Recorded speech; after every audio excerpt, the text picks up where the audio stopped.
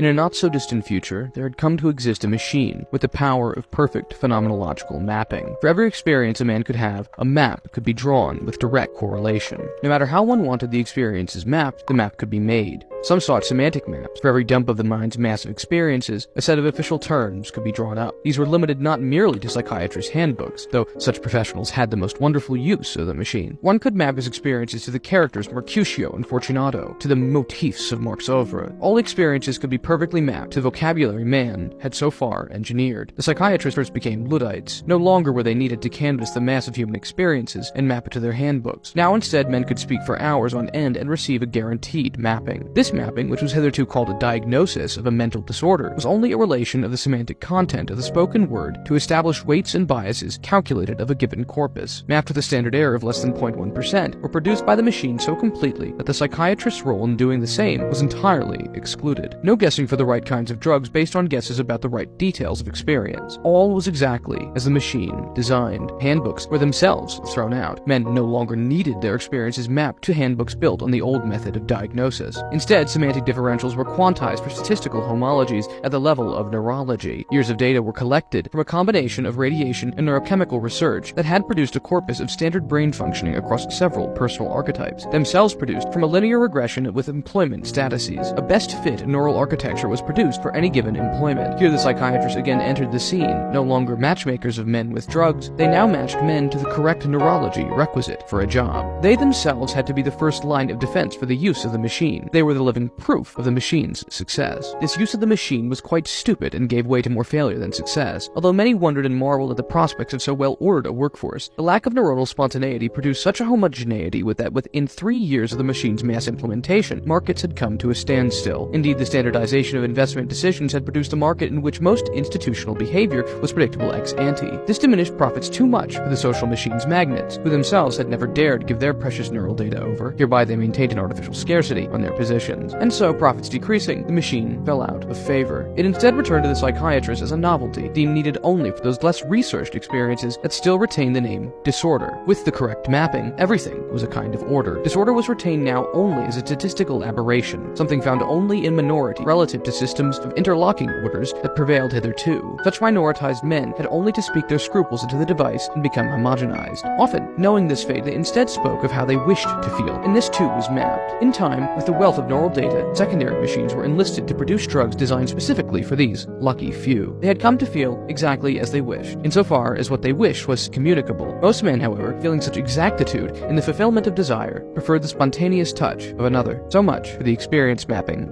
machine.